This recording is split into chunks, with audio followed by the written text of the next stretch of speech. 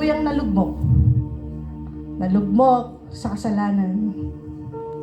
Kasalanang kaliwat kanan na di na maiwasan dahil sa dami at bigat ng mga nakapasan, na para bang kadena na di na makalagan. Kasalanang kaliwat kanan na di na maiwasan, alak, yosi, sugal at maling relasyon.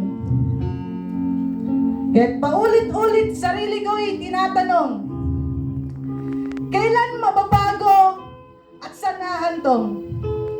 Ligayang pansamantala na nakakapagod na. May pag-asa pa kaya? May pag-asa pa ba? Ngunit dumating ang panahon sa hindi nasaang sitwasyon. Muling naranasan, nasumpungan ng Diyos na dakila na nagmahal sa buong sanlibutan, na maging ang buhay ko ay hindi niya sinukuan. Unti-unting nabago at muling nagkaroon ng direksyon ng buhay ko.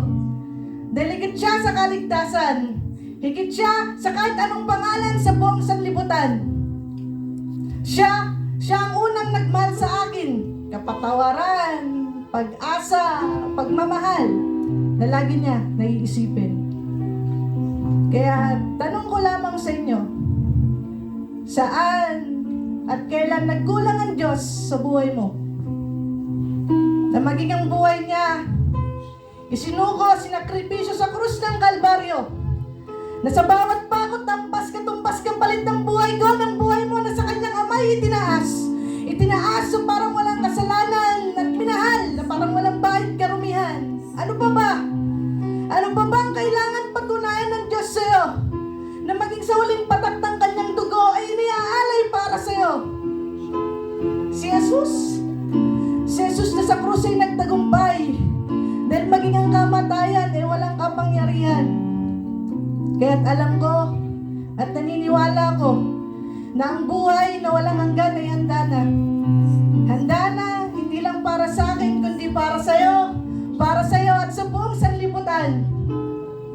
Kaya't patuloy kong pangahawakan na pinili ako ng Diyos sa kanyang kaluwalhatian, na sa maikling panahon ng paghihirap ko, alam kong tutulungan ako ng Diyos. Tutulungan niya akong maging ganap ang buhay ko.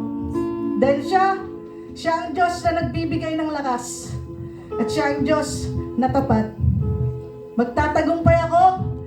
Magtatagumpay tayo. Dahil napagtagumpayan na ang laban.